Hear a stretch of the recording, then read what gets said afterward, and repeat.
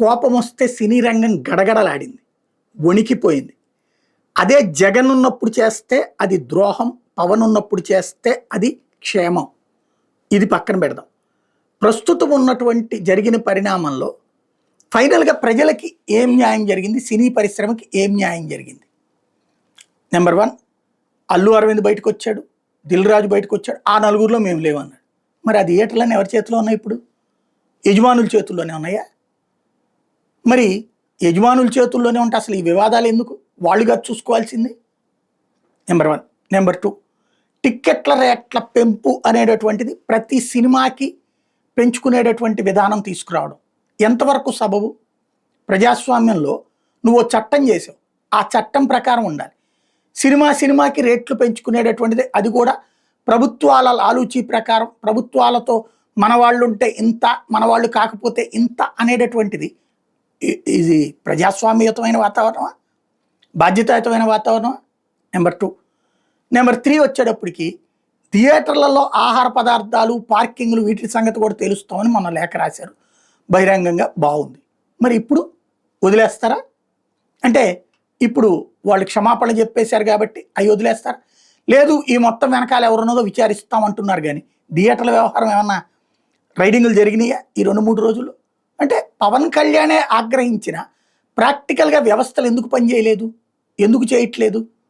ఈ రేట్లు ఏంటి, వీటి మీద ఒక సిస్టమ్ ఏమైనా తీసుకొస్తారా?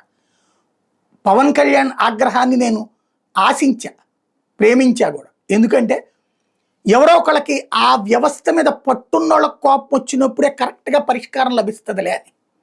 ఎట్లాగూ వేరే వాళ్ళు చేస్తే వాళ్ళ మీద బురద వేస్తారు, లేదా వాళ్ళు పని చేయనీయకుండా అడ్డుపడతారు. అది జగన్ చేసినప్పుడు కనీసం ఈయన చేయడం ద్వారానన్నా ఆ రేట్లు అయ్యో కంట్రోల్ చేస్తారు, టిక్కెట్ల రేట్లు స్ట్రీమ్లైన్ చేస్తారు, ఆ ఆహారము వీటికి సంబంధించిన రేట్లు స్ట్రీమ్లైన్ చేస్తారంటే ఎక్కడ వేసిన గొంగళ అక్కడే.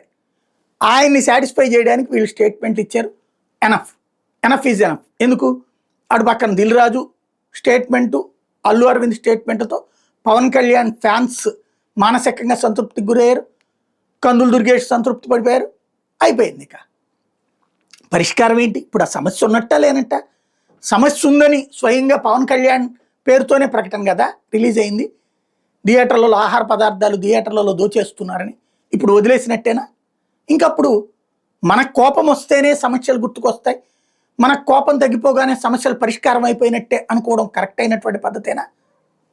నా దృష్టిలో ఇప్పటికైనా బాధ్యతగా ఆ థియేటర్లలో రేట్లు ఫిక్స్ చేయండి, జనాలు థియేటర్కి వెళ్ళే విధంగా ఫిక్స్ చేయండి, టిక్కెట్ దగ్గర నుంచి ఆహారం దాకా.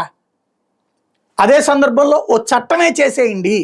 100 కోట్ల పైబడిన సినిమాలు అయితే ఈ రేంజ్ టిక్కెట్టు, 200 కోట్ల పైబడింది అయితే ఈ రేంజ్ టిక్కెట్టు, చిన్న సినిమాలకైతే ఈ రేంజ్ టిక్కెట్టు.